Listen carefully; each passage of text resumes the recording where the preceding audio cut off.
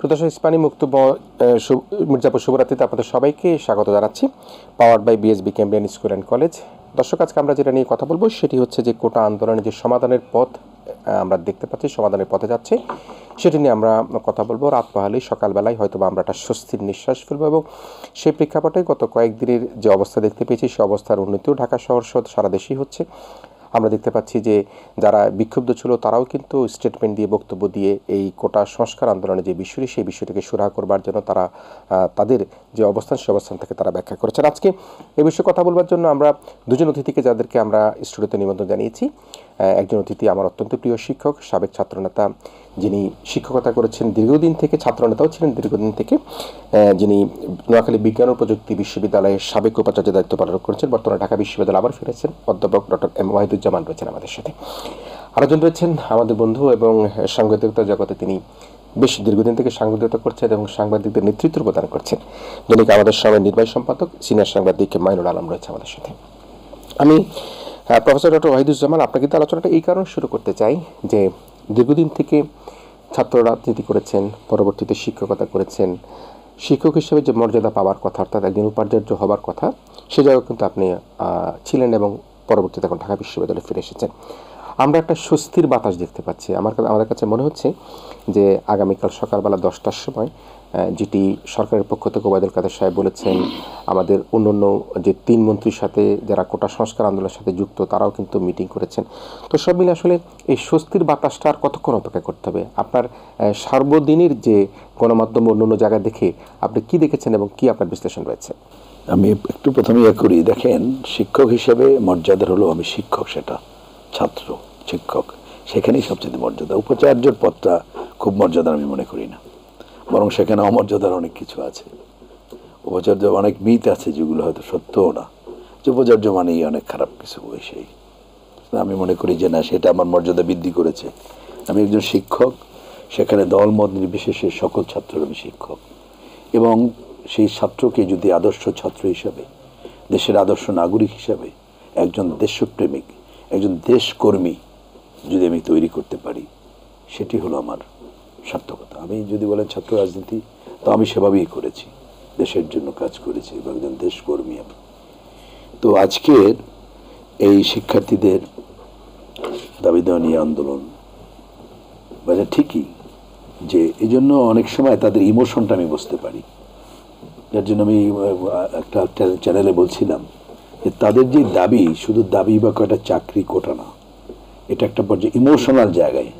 এই জন্যই কিন্তু দেখবেন স্কুল ছাত্র বা এবং এখানে অনেকে আছে যারা জীবনে অ্যাপ্লাইও করবে না সরকারি চাকরিতে, যেটা ইমোশন, আমার রাইট, অধিকার, কথা বুঝছেন, এবং সেটাকে রেসপেক্ট করা। এবং এটা আমি শুধু শিক্ষক হিসেবে যা বুঝি তার চেয়েও বুঝি যে আমার মেয়ে আছে, সেও ছাত্রী, তরুণ ছাত্রী। তো সুতরাং আমি ওদের সেন্টিমেন্টটা দেখি। আমরা অনেক সময় কিন্তু ওই রকম একটা এনভায়রনমেন্টে না থাকলে আপনি বুঝবেন না। মনে করেন আপনার সন্তান আছে বড়, আপনি ওই জায়গাটা বুঝতেছেন, ছোট বাচ্চাটার সেই ওর রিয়াকশনটা তো আপনি বুঝতেছেন না। সুতরাং আমার কাছে মনে হয়েছে যে এটা আবেগের জায়গাটা অনেক গুরুত্বপূর্ণ, এবং সেই আবেগটাকে সম্মান করা আমাদের সময় আমরা যেভাবে ছাত্র ছিলাম, এখন যুগের ছাত্র সেই আচরণ করবে সেটা যদি আমি প্রত্যাশা করি তাও ঠিক না।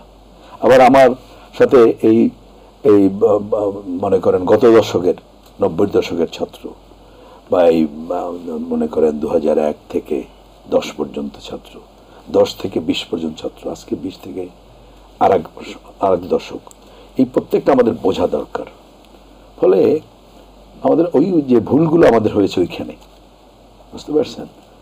এবং সবচেয়ে প্রত্যেকটা মানুষ, আমাদের সংবিধানও সেটা বলছে, রেসপেক্ট চাই। জাতিসংঘের যে সনদ, universal declaration of human rights, আমি শিক্ষার সংজ্ঞাটা আমার ছাত্রদের পড়াইতাম, এক সময় একটা কোর্স পড়াতাম, আমি ওই সংজ্ঞাটা ব্যবহার করতাম, যে সেখানে আর্টিকেল 26-এর যেখানে বলা হয়েছে everybody has right to the education, কিন্তু আর্টিকেল 6-এর 2-তে সাবসেকশন সেখানে বলছে যে শিক্ষা পরিচালিত হবে নাগরিকদের মধ্যে মর্যাদাবোধ সৃষ্টি করার জন্য, পরস্পরের প্রতি, ধর্ম, বর্ণ, নারী, পুরুষ, ছোট, গরিব, ধনী নির্বিশেষে একটা মর্যাদাবোধ সৃষ্টি করবে। What is education? আমি ছাত্রদের বলি, এডুকেশন হলো ধর্ম বর্ণ সকল পরিচয় নির্বিশেষে মানুষকে শ্রদ্ধা করা, মানুষকে সম্মান করা, মানুষকে ভালোবাসা। সে একজন রিক্সাওয়ালা হোক, সে আপনার একটা ছোট বাচ্চা হোক, একটা বাচ্চাও দেখবেন আপনার বাচ্চা সবার মধ্যে যদি আপনি একটা ওরে এমন একটা ইয়ে করেন খুব রিয়াক্ট করবে, হয়তো আপনি নিজে নিজে করলে অতটা রিয়াক্ট করবেন। অর্থাৎ মর্যাদাবোধ, সেই জায়গাটা কিন্তু শিক্ষার্থীদেরও ওই জায়গাটাই বেশি হয়েছে, আমরা ফেল করেছি। এখানে আমি বলবো যে শুধু সরকার প্রধানমন্ত্রী করবে এই একটা জায়গায় আমরা নিয়ে গিয়ে অনেক জায়গায় কিন্তু আমরা ক্ষতি করছি। আমি একটা বিষয় আমি একটু ব্যাকগ্রাউন্ডটা বললাম এই কারণে, এটা আমাদের ভেতরেও তো কষ্ট আছে, কিন্তু সেইটা না করে আমাদের প্রত্যেকের যে কর্তব্য আছে, আমি শিক্ষক, আমি পিতা, তাই না, আপনি, এবং এই যে আমরা যারা প্রতিষ্ঠানগুলোর দায়িত্বে আছি তাদেরও দায়িত্ব ছিল, তাহলে তো এত অ্যাগ্রোভেট করবে কেন? আমি ডক্টর ওয়াহিদুজ্জামান, আমি আপনার সাথে স্যার একটা বিষয় দেখেন, আমি মাত্র 4-5 দিন আগে মাননীয় প্রধানমন্ত্রী স্কলারশিপ দিয়ে বাংলাদেশ থেকে প্রাইমারি স্কুলে যে শিক্ষক, সেই শিক্ষক কিন্তু আমরা দেখছি হারবার্ডে পাঠাচ্ছে। তাহলে শিক্ষা বান্ধব সরকার, শিক্ষক মাননীয় প্রধানমন্ত্রী, তার যে অনুপ্রেরণা, তার যে দৃষ্টান্ত, সেটি কিন্তু আমরা প্রতি পদে পদেই দেখতে পাই। আপনি যেটা বলছেন, সেই কারণের জন্য আমাদের মর্যাদাবোধটা তৈরি করতে হবে, আমাদের প্রত্যেকের প্রতি এই চেতনাবোধ তৈরি করতে হবে যে আমরা রাষ্ট্র সরকারের, আমাদের সবার, আমরা রাষ্ট্রের যদি কোনো অমঙ্গল কামনা করি, সরকারের অমঙ্গল কামনা করি, সেটি কিন্তু দীর্ঘমেয়াদী কোনো পরিকল্পনা অংশ হতে পারে না। সে কারণে আমি মনে করি যে মাননীয় প্রধানমন্ত্রী স্কলারশিপ লিস্টে দেখেছেন যে 100 জন, ওই জায়গাটা আমি একটু বলে শেষ করি। সেটা হলো এই যে প্রধানমন্ত্রী তো মনে করেন একটা রাষ্ট্রের সর্বোচ্চ অবস্থানে সরকারের উনি আছেন, তো সেখানে আমাদের যে জায়গাগুলো নিচের, আমাদের তো সেই জায়গাটাকে আমাদের আফল করে এই আমি শিক্ষক, আমার সাথে তো ছাত্রদের সেই সংযোগটা থাকতে হবে। একজন ছাত্র সংযোগ কি সরাসরি প্রধানমন্ত্রী করতে পারবেন না, তিনি করবেন ফিলোসফিক্যাল, তিনি করবেন তার একটা নির্দেশনা দিয়ে, কিন্তু আমার তো সুযোগ রয়েছে সরাসরি ছাত্রের সাথে সংযোগ রাখা। এবং রাষ্ট্রের মনে করেন ঢাকা ইউনিভার্সিটি খুবই গুরুত্বপূর্ণ, এবং এই আন্দোলনটা তো ঢাকা ইউনিভার্সিটি থেকেই সব কিছু শুরু হয়। তাহলে সেখানে আমরা যারা আছি তারা কেন পারলাম না, তাদের সাথে কোনো কেন পারলাম না বা করলাম না, যোগাযোগের জায়গাটা আমাদের গ্যাপ হলো কেন? যাই হোক, সেটা আমি আর আনতে চাই না। আমি আপনার ওই প্রশ্নে আসি যে অনেক কিছু হয়ে গেছে, আমরা খুবই ব্যথিত, যারা জীবন গেছে তাদের জন্য আমরা ব্যথিত, তাদের জন্য ছাত্ররা যৌক্তিক দাবি তুলেছে ক্ষতিপূরণ, যেটা আমার মনের মধ্যেও ছিল যে একটা বড় ধরনের ক্ষতিপূরণ, যে ছেলেটি কৃষকের ছেলে, সুতরাং তারা, আমরা তো জীবন ফিরিয়ে দিতে পারবো না, ক্ষতিপূরণ দিয়ে ক্ষতি শোধ হবে না, কিন্তু একটা তবুও তার পরিবারগুলো, এটা তো সাধারণ পরিবারের, পাবলিক ইউনিভার্সিটি আমাদের যারা ছাত্র, এই তো বলি আমাদের শিক্ষক আন্দোলন, আমি বলছি যেটা ওই প্রাইভেট ইউনিভার্সিটি না, আপনাদের ছেলেমেয়ে না, আপনারা তো বাইরে পড়াচ্ছেন, দেশের টাকা পাচার করে গিয়ে বাইরে পড়াচ্ছেন, কয়টা লোক বৈধভাবে টাকা পাঠাচ্ছেন ছেলে মেয়েদের বাইরে, সব তো তাহলে হুন্ডি করে পাঠাচ্ছেন, বেআইনিভাবে পাঠাচ্ছেন। তা আমাদের এই প্রতিষ্ঠানগুলোতে এরা পড়ে সাধারণ, এদের আমাদের দেখতে হবে। সুতরাং আমরা দেশবাসী সবাই চাই, যার যা ভুল ত্রুটি হয়েছে সেটা হয়েছে। এখন আমরা দেখলাম যেটা মন্ত্রীরাও বলছে, 3 জনে যে বৈঠক করছে ওনারাও বলছেন যে না, এগুলো মানার মতো। যেমন তারা বলছে যে যারা হত্যাকাণ্ডে জড়িত তাদের, ওরা কিন্তু বলে না যে এখন ধরেই ফাঁসি দিতে হবে, তাদের তদন্ত শব্দটাই তারা ব্যবহার করছে, তদন্ত করে দ্রুত তাদের বিচারে আনতে হবে, এটা তো লজিক্যাল। বা কোটা টাকা একটা লজিক্যাল রিফর্ম করা, বা তাদের মধ্যে ভুল ত্রুটি হবে, একটা আন্দোলন, একটা এত বড় একটা মহফ হলে সেখানে একেবারে আপনি সব সঠিক করেছেন সেটা হবে না, তার পিছনে যে কোনো ইন্ধনদাতাও ছিল না, এটা তো অবশ্যই ছিল ইন্ধনদাতা, এবং তৃতীয় পক্ষ তো ঢুকেই গেছে, তো নিজেরাই বলতেছে পক্ষ। মির্জা ফখরুল সাহেব তো নিজেই বলছে যে এদের দাবি এবং সরকারের প্রত্যাগ পর্যন্ত আন্দোলন চলে যাবে, এবং তাদের তো কিছু নাইও, এই সুযোগ তো তারা নেবেরাও স্বাভাবিক, এবং তারা নিছে, এবং এখন তো তারা মরিয়ে, এখন তারা, এবং এখানে যারা ভায়োলেন্স করছে আপনি খুঁজলে দেখবেন প্রধানত জামাত, তাদের লোকজন, তারপর তার সাথে বিএনপি, এবং তারা মরিয়া যে অবস্থাটা যে রেখে সরকারের পতন ঘটিয়ে ক্ষমতায় যাওয়া। আমি বলবো, আমি এই ছাত্র, তারা অত বড় নেতা না, বাট একটা করার মধ্যে ম্যাচুরিটিটা আছে, যে তারা কিন্তু যথার্থভাবেই বলছে যে এই অপচেষ্টা, বলছে ব্যাখ্যার চেষ্টাগুলো, বলছে না অপচেষ্টা, যারা অপচেষ্টা করছে তাদের সাথে আমরা নাই, এবং এটা ঠিকও না। এবং আমি আরো একটা দেখছি এই ঢাকা শিক্ষক সমিতির সেক্রেটারি ডক্টর জিনাত ছিল একটা টেলিভিশনে, তখন এই যে ওদের কোঅর্ডিনেটর যে একজন, সে ওই দিন বলছিল, ওদের ইংলিশের ছাত্র, যে সরকারের উচিত অবিলম্বে এটাকে সমাধান করা, যাতে অন্যরা যে কথাটা বলা হচ্ছে যে অন্যরা সুযোগ নিচ্ছে সেই সুযোগটা যাতে নিতে না পারে।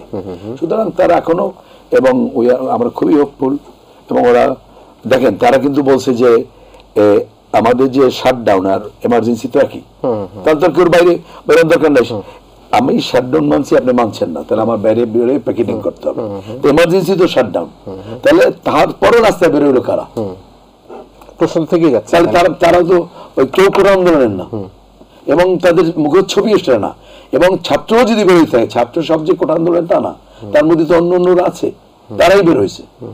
এই কথা বলার পর তো এটা ক্লিয়ার যে আমরা শাটডাউন রাখছি, তার এমার্জেন্সি যে শাটডাউন, তাহলে তো আমাদের আর কোনো কর্মসূচি দরকার নাই, তাহলে তো আপনার রাস্তায় বেরোনোর দরকার নেই। তারপরে তো নানা জায়গায় যে আজকে চেষ্টা করা হয়েছে দু একটা জায়গায়, তাহলে তো বোঝাই যায় যে কারা এখানে কারা আছে। নিশ্চয়ই নিশ্চয়ই ডক্টর ওয়াহিদুজ্জামান, আমি আসবো আপনার কাছে। আমি সাংবাদিক মাইনুল আলম, আমরা গতকাল থেকেই কিন্তু, গত রাত থেকে কিন্তু আমরা পর্যবেক্ষণ করছি, আমরা দেখছি আমাদের গণমাধ্যমের বন্ধুরা, বিশেষ করে ইলেকট্রনিক মিডিয়ার বন্ধুরা কিন্তু সারা শহর সহ বিভিন্ন জেলায় প্রতিনিধিরা তারা কিন্তু দেখছে যে আমরা বিশেষ করে একটা উন্নতির লক্ষণ, সেটি হচ্ছে যে সেনাবাহিনী যখন মোতায়েন হলো তখন থেকে দেখতে পাচ্ছি যে একটা স্বস্তি মোটামুটি ফিরে এসেছে। এবং আরেকটা বিষয় আমার কাছে খুবই ভালো লেগেছে, আমি নিজে ব্যক্তিগতভাবে বেশ কয়েক জায়গায় গিয়েছি, যে সেনাবাহিনী আমরা বলা হয়েছিল যে পরিষেবা প্রদানকারী অ্যাম্বুলেন্স, সাংবাদিক, তাদের জন্য কোনো বাধা নেই, কিন্তু এমনও দেখেছি এটা সিএনজি করে একজন রুগী নিয়ে যাচ্ছে, তারা জাস্টিফাই করতে পেরেছে যে রুগী নিয়ে যাচ্ছে বা চিকিৎসার জন্য যাচ্ছে, সেখানে কিন্তু সেনাবাহিনী তাদেরকে বরঞ্চ সহযোগিতা করেছে।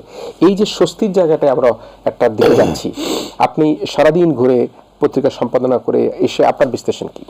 জনস্বার্থ সংশ্লিষ্ট সবগুলো সেক্টর, আমি গণমাধ্যমে আছি, গণমাধ্যম বিমান যাত্রী, বিদেশ যাত্রী যাদের টিকিট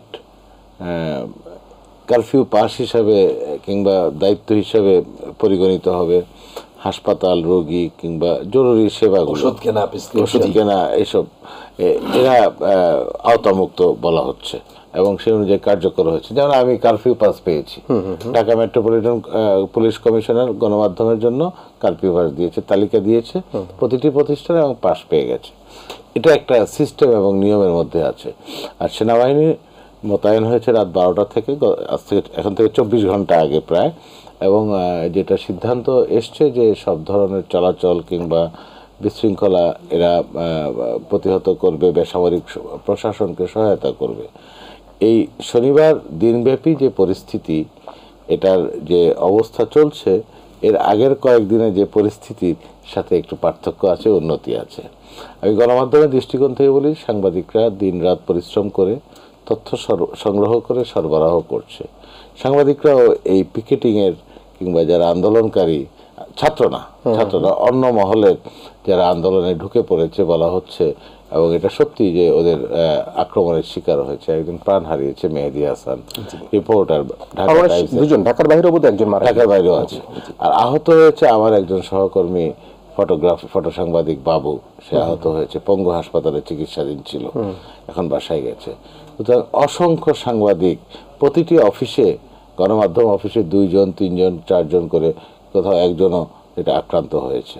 ফটো সাংবাদিক, রিপোর্টার যারা মাঠে কাজ করে, অফিস দায়িত্ব পালন করতে গিয়ে অনেকে বাধার সম্মুখীন হয়েছে, প্রতিষ্ঠানের নাম ধরে ধরে নাজেহাল করা হয়েছে। এটা খুব কি বলবো, নিন্দনীয় তো বটেই, আরো কিছু, তাই না? গণমাধ্যমকে যখন একটা পক্ষ হিসেবে দাঁড় করিয়ে তোলা হয় যে কোনো সংকটজনক পরিস্থিতিতে, সেটা দুঃখজনক। গণমাধ্যম তো মানুষের সঙ্গেই, গণমাধ্যম আইন শৃঙ্খলা বাহিনীর সঙ্গে, সাধারণ মানুষের সঙ্গে তথ্য সরবরাহ করবে, তথ্য সংগ্রহ করে সরবরাহ করবে। এই আর আমি একটু এই প্রসঙ্গে বলতে চাই যে ধ্বংসযজ্ঞের কথা, জনগণের সম্পদ, রাষ্ট্রের সম্পদ যেভাবে নষ্ট করা হয়েছে। আজকে মেট্রো রেলের কর্তৃপক্ষ বলেছে, জনাব সিদ্দিক ম্যানেজিং ডিরেক্টর, উনি বলেছেন যে মিরপুরের কাজীপাড়া স্টেশনে যে ভয়াবহ তাণ্ডব লীলা চলেছে, চুরি, ডাকাতি, ছিনতাই, বিভিন্ন ডিভাইস তুলে নিয়ে যাওয়া, খুলে নিয়ে যাওয়া, স্ক্রু পর্যন্ত খুলে নিয়ে গেছে পরিকল্পিতভাবে। এটা অর্ডারে আসতে ঠিক হতে 1 বছরেরও বেশি সময় লাগবে। অ্যাসেসমেন্ট 10 নম্বরে কাজীপাড়া এবং 10 নম্বর। সুতরাং আপনি দেখেন একটা মেট্রো রেল কি স্বস্তির একটা জায়গা ছিল। আমার সন্তান মেট্রো রেলের যাত্রী, বিশ্ববিদ্যালয়ে যেত এবং প্রতিদিন ব্যবহার করতো, তার এখন উদ্বেগ যে কি হবে। সুতরাং এই জায়গাটা আমরা নষ্ট করে ফেলেছি। এবং দিয়াবাড়ি থেকে 20 মিনিটে মতিঝিল চলে আসছে। হ্যাঁ, কি স্বস্তি এরা কি দেশের মানুষ? এরা কি যারা করেছে তথাকথিত ছাত্র কিংবা যারা আন্দোলনের মধ্যে অনুপ্রবেশকারী, আমি নিশ্চিত যে কোটা বিরোধী, বৈষম্য বিরোধী সংগঠনের কর্মী এরা না।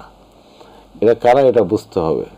এটা অছাত্র হতে পারে, ছাত্র নামধারী রাজনৈতিক কর্মী হতে পারে, সুযোগ সন্ধানী হতে পারে, কিংবা এটা এখন তদন্ত এবং চিহ্নিত করার বিষয়। জনাব বিচারপতি দিলরুজ্জামানের নেতৃত্বে যে কমিশন, এটা দাবি ছিল ছাত্রদের, ওই আন্দোলনকারীদের, বিচার বিভাগ কমিশন। আমি নিশ্চিত যে একটা কিছু বের হবে, 1 মাসের মধ্যে এটা হবে, এই আশায় আছি। ধ্বংসযজ্ঞ বন্ধ হতে হবে। জাতীয়, এই যে আজকে আমাদের ইন্টারনেট নেই, জুমে আমরা বিভিন্ন আলোচনায় অংশগ্রহণ করি, ইন্টারনেট নেই। এবং কেন হয়েছে? ওই ভবনে অগ্নিসংযোগ করা হয়েছে জাতীয় ডাটা সেন্টারে। এটা কি কাম্য? কতটার কথা বলবো? মেট্রো রেল বলেন, এলিভেটেড এক্সপ্রেস, রাষ্ট্রীয় টেলিভিশন প্রচার মাধ্যম, বাংলাদেশ টেলিভিশন বলুন, কিংবা সড়ক ভবন, বিআরটিএ ভবন, সেতু ভবন, হ্যাঁ, দুর্যোগ ভবন থেকে শুরু করে কয়টার কথা বলবো? অসংখ্য আছে। আর স্থানীয়ভাবে তো আরো আছে, মহল্লায় জাতীয় প্রতিষ্ঠানগুলো ধ্বংস হয়েছে। কত কোটি টাকা যে আমরা এই ক্ষতি পোষাতে হবে এটা আমি জানি না, এটা অ্যাসেসমেন্ট করলে বোঝা যাবে। সুতরাং এই ধ্বংসযজ্ঞের এই প্রেক্ষাপটে খুব সময় উচিত যে একটা সিদ্ধান্ত এসছে সরকারের থেকে, কারণ সরকার ক্ষমতা আছে, সরকার দায়িত্ব আছে জননিরাপত্তা নিশ্চিত করা, জনসম্পদ নিশ্চিত করা। কারফিউ দিয়েছে খুব, আমি তো ভাবছিলাম যে আরো আগে দেওয়া উচিত ছিল, কিংবা সেনাবাহিনী মোতায়েন করা হয়েছে বেসামরিক প্রশাসনের সহযোগিতায়। কারণ বেসামরিক প্রশাসন তো টালমাটাল অবস্থায়। আমি একটা এলাকায় গতকাল বিকেলে, শুক্রবার বিকেলের কথা বলছি, দুপুরের পর, যখন বিভিন্ন গলি থেকে ভাঙচুর করা হচ্ছে, হেলিকপ্টারে তাদের নিয়ন্ত্রণ করার চেষ্টা হয়েছে এবং তখন দমন করা হয়েছে। এবং একটা স্টেশনে, মেট্রো স্টেশনের কাছাকাছি গিয়ে ওরা প্ল্যান ছিল ওটাকে ধ্বংস করে ফেলবে, সেটা রক্ষা করা গেছে। সময়োচিত এনফোর্স করা কিংবা অ্যাকশন নেওয়ার কারণে, অ্যাকশন তো নিতেই হবে। একটা ব্যাপারে বোধহয় আমাদের ঐক্যমত করা উচিত যে জাতীয় সম্পদ, মানে এই জায়গায় কোথাও কম্প্রোমাইজ করতে বাধা থাকার কথা নয়, এই ক্ষেত্রে আমরা একমত হতে হবে। মানে আমি ডক্টর ওয়াহিদুজ্জামান স্যার আপনার সাথে একটু আসি। আমরা নানা বিষয়ে দেখতে পাচ্ছি যে একটা সমাধানের দিকে যাচ্ছে। আগামীকাল সকালবেলা 10টার সময় আমরা বুঝতে পারছি যে হাইকোর্টের শুনানিতে ছাত্রদের পক্ষেই কিন্তু সরকারের পক্ষ থেকে, যেটি অ্যাটর্নি জেনারেলের পক্ষ থেকে, সেটি করা হবে। তো মাননীয় প্রধানমন্ত্রী কিন্তু নানাভাবে আশ্বাস দিয়েছেন, আমরা 3 মন্ত্রীকে দেখেছি আশ্বাস দিয়েছেন। তো সকালবেলার পরে যদি একটা সুরাহার দিকে যাচ্ছে, আমরা অবশ্যই বিশ্বাস করতে চাই। তারপরে যদি কোনো কারণে কেউ উচ্ছৃঙ্খলতা বা কিছু করবার চেষ্টা করে, তাহলে কি বলতে হবে যে এরা ছাত্ররা করছে বা ছাত্র আন্দোলনকারী? না, সেটা তো মনে করেন আজকে যে হয়েছে সেটাও ছাত্র জড়িত থাকতেই পারে। ছাত্র তো সব ছাত্র আন্দোলনকারীদের সবাই ছাত্র তা না, তার বাইরেও ছাত্র আছে, রাজনৈতিক সংগঠনগুলোর তো ছাত্র সংগঠন আছে।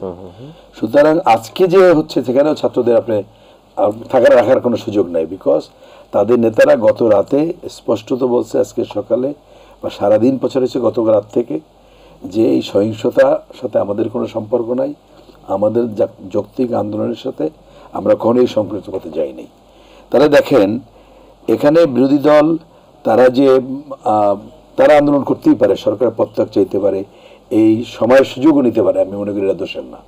কিন্তু একজন দায়িত্ববান নেতা হিসাবে, নাগরিক হিসেবে, দায়িত্ববান দল হিসাবে তাদের কি উচিত ছিল না তাদেরও বলা যে এই যে রাষ্ট্রীয় প্রতিষ্ঠানগুলো হামলা হচ্ছে বা মানুষের বিজনেসে, শিক্ষা প্রতিষ্ঠান, নানা জায়গায় হামলা হচ্ছে, সেটা কি তাদের অ্যাটলিস্ট তাদের কি বলা উচিত ছিল না যে না, তারা তো নেতা, তারা তো কল দিতে পারতেন যে তাদের কর্মী হোক বা দেশবাসী হোক বা যারা করছে যে না করার জন্য, এবং যারা করবে তার উপরে যেন সরকার অ্যাকশন নেয় সেটাকে সমর্থন করার জন্য। আমরা কিন্তু সেটা বিরোধী দল থেকে দেখলাম না, তারা কিন্তু এড়িয়ে গেলেন। এবং এটা কিন্তু আমরা স্বৈরাচার বিরোধী, এরশাদ বিরোধী আন্দোলন আমরা করেছি, আমরা সেখানে জীবন দিয়েছি, নির্যাতিত হয়েছি, জেল খেটেছি, কিন্তু আমরা তো কল্পনাই করতে পারি না যে রাষ্ট্রীয় সম্পত্তি নষ্ট করা। এই টেলিভিশনে আসছে আপনার 2 জনকে 2টা গাড়ি বলছে, আমি 2টা দরকার কি, একটা গাড়িতে আসলে তো ফুয়েলটা যে বাঁচবে এটা তো দেশের, শুধু এই টেলিভিশনের না। তো এইটু তো আমরা করতেই পারি।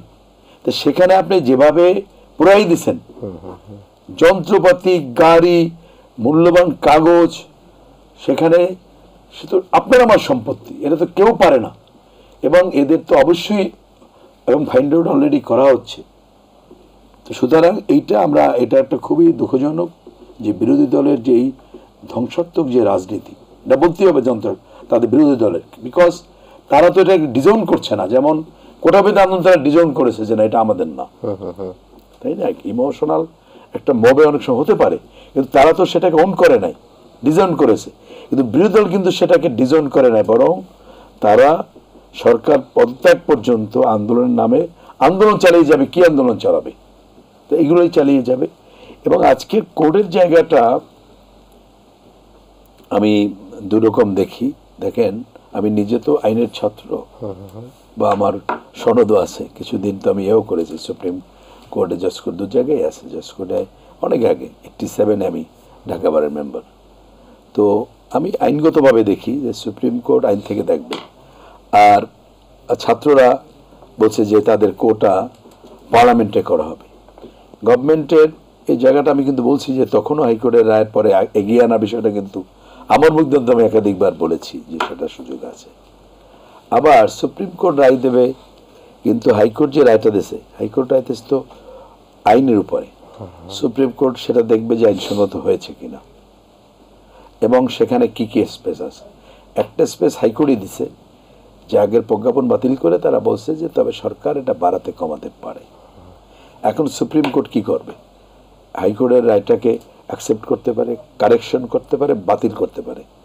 সুপ্রিম কোর্ট কিন্তু মানে একটা অ্যাপিল, এখন যেটা হচ্ছে অ্যাপিল কোর্ট, এটা মেইন জুরিসডিকশন অন্যান্য ক্ষেত্রে লোয়ার কোর্টের, এই রিটের ক্ষেত্রে হাইকোর্টের। হাইকোর্টে কিন্তু জুরিসডিকশনটা সাধারণত আইনের রিভিউ করবে। আমি মনে করি সুপ্রিম কোর্টের যাই রায় হয়, সরকারের সদিচ্ছা আছে, কমিট করেছে, এবং মনে করেন এই যে আপনি বলছেন যে বিচার বিভাগ তদন্ত শুরু হয়ে গেছে, তাহলে এটা শুরু হয়েছে।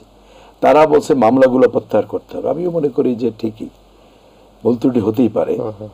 তো সুতরাং অ্যাজ ওয়েল একটা এমএসটি দেওয়া যে এই ছাত্রদের মধ্যে যে মামলা হয়েছে এই সংশ্লিষ্ট, সেটা সরকার একটা এক্সিকিউটিভ অর্ডারে কাজকিরি করতে পারে যে সেই মামলাগুলো প্রত্যাহার করা। তারপর আপনি ভিডিও ফুটেজ দেখে যারা দুষ্কৃতিকারী, যারা আগুন দিছে, যারা সহিংসতা করছে, মানুষ হত্যায় জড়িত, তাদের আপনি বিচার করবেন, তাই না? তো শুধু, এবং তারা কিন্তু একটা জায়গায় আসছে। সুতরাং সুপ্রিম কোর্টের রায়ের পরও গভর্নমেন্টের যে জায়গাটা আমি মনে করি, আমি আইনের ছাত্র হিসেবে গভর্নমেন্টের অসুবিধা রইল, যেহেতু এটা সুপ্রিম কোর্টে পেন্ডিং, আমি দুইভাবে দেখি।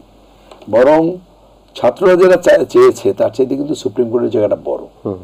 গভর্নমেন্ট যদি আইন করে একটা করে, সেটা কিন্তু 10-20 বছর পর যে কোনো সময় প্রয়োজনে সংশোধনের সুযোগ আছে। আপিল ডিভিশনের থেকে যে কোনো একটা রায় হলে সেটা কিন্তু মানে চেঞ্জ করা কঠিন, খুব স্থায়ী একটা শক্তিশালী অবস্থান হবে। আর গভর্নমেন্টের জায়গাটা অন্য জায়গায়, যে গভর্নমেন্ট পারছে না কেন? পারছে না যে একটা পেন্ডিং ইস্যু। এবং কেন অনেকে বুঝতে পারে নাই যে কেন প্রাইম মিনিস্টার বারবার বলছে যেটা আদালতে, কারণ তারা তো একটা প্রজ্ঞাপন দিয়ে উনি বাতিল করছে, সেইটা কোর্ট আইনের আলোকে, কনস্টিটিউশনের আলোকে হাইকোর্ট এটাকে বাতিল করছে। এখন আপনি তো কি পারেন, আপনি আপিল করতে পারেন, অথবা ওইখানে সেটা সেট হওয়ার পরে আপনি দেখবেন যে আপনার পার্লামেন্ট বা সংবিধানের আলোকে আপনি আবার কিভাবে পারেন। একটা ইন বিটুইন কিন্তু পারা যায় না। তাহলে কি হলো, প্রক্রিয়াগত প্রসেসটাকে আপনি ডিজাইনার করা হলো। যেটা আমি আরো একটা চ্যানেলে বলছিলাম যে রাষ্ট্র যারা পরিচালনা করে তাদের কিন্তু সংবিধান রক্ষা করা, দেশের সার্বভৌমত্ব রক্ষা করা। সার্বভৌমত্বটা কি? শুধু জনগণের দাবি, সেটাও যেমন সার্বভৌমত্ব। যেন আমার সংবিধানে আর্টিকেল 17-এ বলা হয়েছে all powers in the Republic belong to the people. এবং এই মেম্বার অফ পার্লামেন্ট তারা জনগণের সলেম উইল, মানে অর্থাৎ পবিত্র যে সদিচ্ছা, এই সংবিধানের আলোকে রাষ্ট্র পরিচালিত হবে, তাই না? কিন্তু এই যে বিচার বিভাগ, প্রশাসন বিভাগ, তাই না, আইন বিভাগ, এর প্রত্যেক এইসব প্রতিষ্ঠানগুলোর মর্যাদা রক্ষা কিন্তু কারা, কে করবে? রাষ্ট্র। সেই দায়িত্ব তো সরকারের। শোনেন, কিন্তু ওইটার মধ্যেও করার স্কোপ আছে, আপনি ওইটা সেটা সেট হইতে হবে। তারপর আপনার সুপ্রিম কোর্ট যাই রায় দেখ, হয়তো ছাত্রদের মন মতো হলো না, কিন্তু একটা সেটা সেট হলে তখন সরকার দেখবে স্পেসটা কোথায়, কিভাবে। এই জোড়া যেটা বসে পার্লামেন্টে, মনে করেন গালিগাটা হলো, সেটাই হলো না, তখন সরকার পার্লামেন্টে নিয়ে সেটা ওই স্পেসটা তো হাইকোর্ট রাখছে সরকারের, নিশ্চয়ই তাই নিশ্চয়ই না? সেখানে বলছে যে সরকার সুতরাং সেটা কিন্তু আছে, তখন সরকার বলতে পারবে। কিন্তু ওইটা সেটা আগে যদি আপনি করেন তাহলে তাহলে তো কি হলো, মানে আপনি আইন সর্বোচ্চ সংশোধনে না রেখে মানে অ্যাডহক, তাহলে তো যে কেউ ভবিষ্যতেও তো এটা হতে পারে, জি। আরেক গ্রুপ এটা মানবে না, বা তারা আদালতে চলে যাবে, তখন কিন্তু আদালত বাতিল করতে পারবে। প্রক্রিয়াগত যে বিষয়টি সেটি একেবারেই সুতরাং আমি মনে করি এর চাইতেও যে ছাত্ররা যেখানে আসছে ডায়ালগ, এবং ওরা তিনজন আলাপ করে বলছে আমরাও দেখি, এবং এ টু জেড সবকিছু হয় না, কিন্তু ছাত্রদের কথার মধ্যেও কিন্তু স্পেসগুলো আছে। জি। তবে এই কথা আমি একটা জিনিস বলে রাখতে চাই কোটার ব্যাপারে, আমার এই জিনিসটা মনে হয়েছে তখনই, একটি ছাত্র সেদিন যখন বলছিল দাঁড়িয়ে ঢাকা ইউনিভার্সিটির, যে আমার বাবা একজন কৃষক, আমার কি হবে। আমি এখানে স্পেসিফিক আপনাদের মাধ্যমে সরকারের কাছে এবং আদালতের কাছে সকলের কাছে আমি প্রস্তাব রাখতে চাই, দেশের যে পিছিয়ে পড়া জনগোষ্ঠীর জন্য যে কোটা রাখা হয়েছে সেটি অবশ্যই বহাল থাকা উচিত। তার মধ্যে আমি একটা যোগ করতে চাই, আসলে পিছিয়ে পড়া জনগোষ্ঠী আসছে না, আপনি যে কোটাও দেন কার একটু হেলাপ তারা পাচ্ছে। আমার দেশের যারা মূল চালিকা শক্তি বাংলাদেশে টিকে আছে এখন, কৃষক, শ্রমিক এবং আমাদের যারা প্রবাসী রেমিটেন্স যোদ্ধা শ্রমিক, এদের জন্য আমি প্রস্তাব করি কোটা রাখার।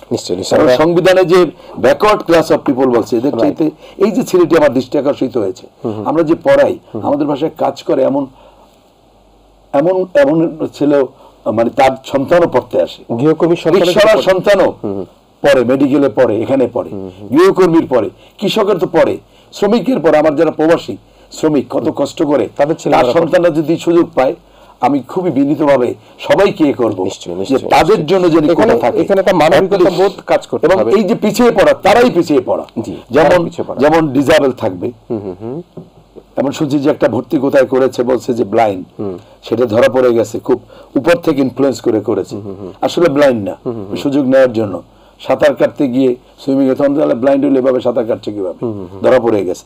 সেটা না, প্রকৃত অর্থে যে আমাদের কৃষক, একেবারে কৃষক, প্রান্তিক জনগণের শ্রমিক, আমাদের গার্মেন্টস শ্রমিক এবং এই যে প্রবাসীরা, আমরা যারা লেখাপড়া করি, আমরা টাকা পাচার করি, আমাদের সন্তানরা বিদেশে পড়ে, কি অধ্যাপক, কি আমলা, কি রাজনীতিবিদ।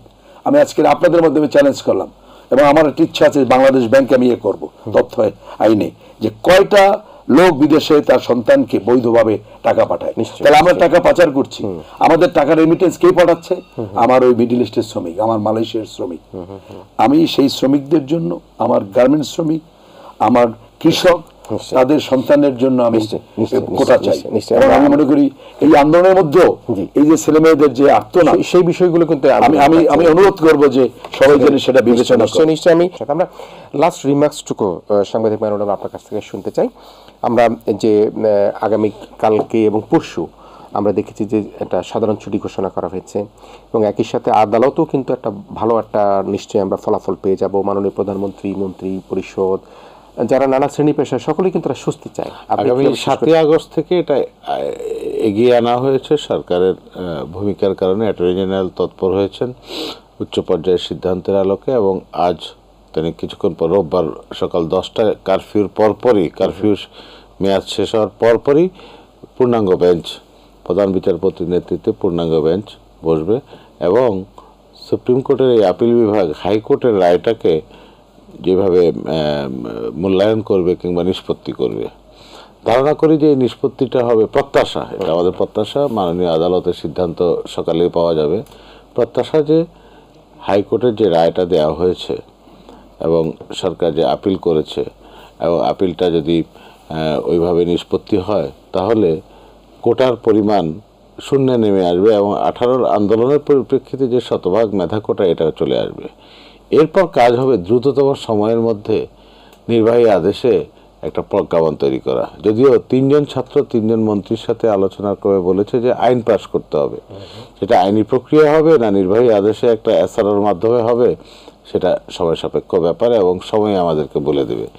দ্রুততম সময়ের মধ্যে করলে স্বস্তিটা আরও নিশ্চিত হবে, যেটা 18 সাল থেকে এ পর্যন্ত এসেছিল। কোটার ব্যাপারে বলি, অবশ্যই অনগ্রসর, প্রতিবন্ধী কিংবা যাদের কথা বলা হচ্ছে, তাদের একটা যৌক্তিক পর্যায়ে রাখা দরকার, যেটা জনাব ওবায়দুল কাদের বলেছে 20% কোটা, 80% মেধা। আমি একটু করি 20% কিন্তু প্রথমেই আন্দোলনকারী ছাত্র নেতারাই অনেকে বলেছেন, আমাদের যদি মনে থাকে তাদের প্রস্তাব ছিল, তাদের উত্থাপিত প্রস্তাব স্বাতন্ত্র্যের মধ্যে হতে হবে। হ্যাঁ, মধ্যে এটা যদি থাকে তাহলে একটা রেশনালাইজ গ্রহণযোগ্যতা পাবে। এর ফলে শিক্ষার্থী এবং অন্যদের যে দাবিগুলো আছে, বিশেষ করে তিনজন সমন্বয়ক যে দাবিগুলো করেছেন, এরপরে কাজ হবে এই দ্রুত দাবিগুলো। এই যে অধ্যাপক ওহিদুজ্জামান বললেন যে উনি আমার শ্রদ্ধেয় ব্যক্তি, উনি বললেন যে কিছু কিছু মামলা তুলে নেওয়ার ব্যাপার কিংবা শেষ করে দেওয়ার ব্যাপার, মামলা ধরে যাতে কোনো গ্রেপ্তারের ভয় না থাকে, আটকের ভয় না থাকে শিক্ষার্থীদের, তাহলে বিশ্ববিদ্যালয় কেন্দ্রিক তাদের ইউনিভার্সিটি বা অন্যান্য লেভেল হয়রানি না করে, হয়রানি না হয়, হয়রানি না করে, এবং আরেকটা এটা অধ্যাপক ওহিদুজ্জামানের দায়িত্ব কিংবা তার বিশ্ববিদ্যালয় প্রশাসনের দায়িত্ব, হলগুলোতে যে পরিবেশ আনার কথা বলা হচ্ছে, প্রত্যাশিত পরিবেশ, ছাত্র তার বরাদ্দকৃত আসন, সিট কিংবা রুমে সে থাকবে, এর বাইরে কিছু হবে না। বৈধ ছাত্র বৈধভাবে যার যার হলে অবস্থান করবে এবং শিক্ষা কার্যক্রম চালিয়ে যাবে, যেটা বহুদিন ধরে, বহু যুগ ধরে চলে আসতেছে, যেটার ব্যত্যয় হয়েছে, এই ব্যত্যয়টা দূর করতে হবে। এবং অছাত্র প্রভাবশালী সংগঠন, সে ছাত্রলীগ হোক যেই হোক, সে প্রভাব থাকবে না, এবং শিক্ষা কার্যক্রমে যাতে এর কোনো এখন শেষ করছি আমি। অধ্যাপক ডক্টর ওয়াহিদুজ্জামান, এই শিক্ষার্থীদের ক্লাসে ফিরে আসা নিশ্চয়ই আমরা আশাবাদ ব্যক্ত করছি। আপনি একদম শেষে এই যে শিক্ষার্থীদের জন্য কোনো মেসেজ দিবেন? আমি দুটো কথা বলি। একটা হলো আমাদের বর্তমান যে প্রশাসন বিশ্ববিদ্যালয় এর আগে উদ্যোগ নিছে, বর্তমান প্রশাসন কিন্তু এটা একটা অগ্রাধিকারের মধ্যে রেখেছে যে শুধু ছাত্ররাই থাকবে, এবং তিনি বারবার ইভেন যারা সংগঠন আছে তাদেরও সহায়তা চাইছে। অলরেডি কিন্তু সেটা আগেই উদ্যোগ নেওয়া হয়েছে যে সব জায়গায় যাতে শুধু ছাত্ররা থাকে, প্রথমত শুধু ছাত্ররা, ছাত্রদের বাইরে যাতে কেউ না থাকে। কিছু কিছু জায়গায় মেয়েদের হলগুলো অনেকটা ডিসিপ্লিন ছেলেদের হলের চাইতে, তবুও সেটাকে নিরঙ্কুশভাবে সব হলে ছাত্রদের থাকাটা নিশ্চয়তা করা। আর একটা হলো সিট বরাদ্দ মেধার ভিত্তিতে হওয়া। আর কিছু লাগে, এটাও কিন্তু দেন এই বর্তমান প্রশাসন আরেকটা উদ্যোগ নিয়েছে চমৎকার, ফার্স্ট ইয়ারেই যেহেতু ছাত্ররা নানাভাবে মিসগাইড হয়, এজন্য বেশ কয়েক হাজার স্কলারশিপের ব্যবস্থা করেছে, বোধহয় 5,000 বা এরকম বা 4,000, 48,000 টাকা বছর পাবে, 4,000 টাকা করে। এবং এই টাকাটা অ্যারেঞ্জ করার জন্য বাংলাদেশ ব্যাংকের গভর্নর উনি দেবে, নানা ব্যাংকগুলোর সিএসআর থেকে নানা। এটা একটা বিশাল উদ্যোগ বর্তমান প্রশাসনের, যে ফার্স্ট ইয়ারে এসে একটা ছেলে এখানে বিপদে পড়ে, এটা টিউশনই পায় না, শুধু মিসগাইড হয়ে না হয়ে যায়, তাহলে সে মাসে 4,000 টাকা করে স্কলারশিপ পাবে। এবং আমরা দেখি এখনো আসে, একদম ফার্স্ট ডেতে আসে, থাকার কোনো জায়গা নেই, তখন বলে দেওয়া, ওই বলে গণরুম বলেন বা ইয়ে বলেন, কারণ হলে তো আপনাকে ওরে সিট দিতে একটা টাইম লাগবে, আগেরই তো দেওয়া হয় না, একটা নোটিশ দেবে, সেই টাইমটাও থাকে না। আমি বলবো সেই জায়গাটাও থাকতে হয়, কিছু একটা ব্যবস্থা না থাকলে সেটা হলের আলোকে থাকুক, থাকবে কই, বিশেষ করে মেয়েরা তো মেসেও তো থাকা সম্ভব না, এই জায়গাটা থাকবে। আর আমি একটা কথা বলি, আমি আইনের ছাত্র আগেই বলছি আদালতের জায়গা থেকে, যে এছাড়াও না, ওরা যেটা বলছে, অনেকে মনে করে পার্লামেন্ট ডাকতে হবে, ইটস নট। আইন অধ্যাদেশ অর্ডার, যেটাকে যখন পার্লামেন্ট নট ইন সেশন, তখন যেটাকে অর্ডিন্যান্সও বলে, অর্ডারও বলে, যেটাকে ইউনিভার্সিটি অ্যাক্ট, অর্থাৎ রাষ্ট্রপতির মাধ্যমে সেটা করতে পারে। আছে না যে তার পার্লামেন্টে কি কবে করবে, এছাড়াও না, ওরা আইন চাচ্ছে, অসুবিধা কি আইন করতে, কোন আইন করতে অসুবিধা নেই। আপনি আইনও করা মানে না যে 100 বছর ওটাই থাকবে, আইন তো সংবিধান না। আমি মনে করি ছাত্রদের এই জায়গাটা আমাদের বিতর্কের কিছু নাই, তারা আইন চাচ্ছে, আইন করাই যায়।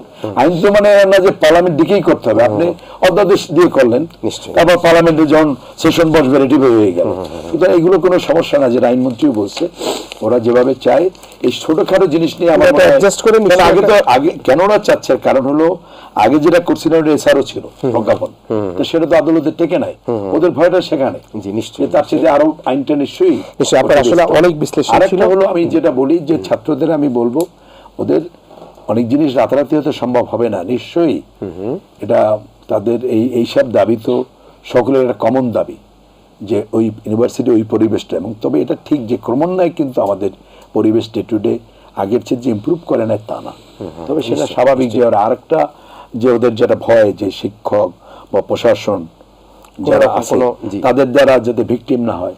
আপনাকে সেই অ্যামনেস্টিও দিতে হবে, জি, ভুল ত্রুটি তো হবেই, হবে, সেটাকে দিয়ে আমাদের আমরা ফিরে আনতে হবে তাদের ক্লাস এবং একেবারে শিক্ষার সুষ্ঠু পরিবেশ। একেবারেই শেষ করছি। সাবেক ছাত্রনেতা অধ্যাপক ঢাকা বিশ্ববিদ্যালয়ের ডক্টর এম ওয়াহিদুজ্জামান এবং সিনিয়র সাংবাদিক জনাব মাইনুল আলম, দুজনকেই আমরা আলোচনায় যুক্ত থেকে হয়তো আপনাদের আরও অনেক বিশ্লেষণ ছিল, তবু আমরা সময়ের অভাবে করতে পারবো না। ইসলামী মির্জাপুর শুভরাত্রিতে সবাইকেই ধন্যবাদ জানাচ্ছি আমাদের সঙ্গে এতক্ষণ যুক্ত থাকবার জন্য। তবে একটি কথা, সেটি হচ্ছে দেশ তো আমাদের সবার, আমরা এই দেশকে ভালোবাসি। এই রাষ্ট্রীয় সম্পদ কিন্তু আমি, আপনি, আমরা সকলেই কিন্তু সেই সম্পদের মালিক। এই সম্পদ রক্ষা করার দায়িত্ব কিন্তু একজন নাগরিক হিসেবে আমার, আপনার। আমরা কোনো রকম বিশৃঙ্খলা, কোনো রকম রাজনৈতিক উত্তেজনার মাধ্যমে দিয়ে কোনো রাষ্ট্রীয় সম্পদ, কোনো জনমালের ক্ষতি আমরা দেখতে চাই না। আমরা মনে করি আমাদের প্রিয় শিক্ষার্থী যারা রয়েছেন, তারা তাদের যে দাবি দাবা উত্থাপন করেছেন, যে বক্তব্য মন্তব্য দিয়েছে, সবগুলি কিন্তু সমাধানের পথে রয়েছে। সুতরাং আমরা এই কোটা আন্দোলন যে সমাধান হতে যাচ্ছে, সেই স্বস্তি নিয়ে কিন্তু আজকের আমাদের এই ইসলামী মির্জাপুর শুভরাত্রি শেষ করছি। প্রিয় দর্শক, আপনারা ভালো থাকবেন, সবাই মিলে ভীষণ ভালো থাকবেন।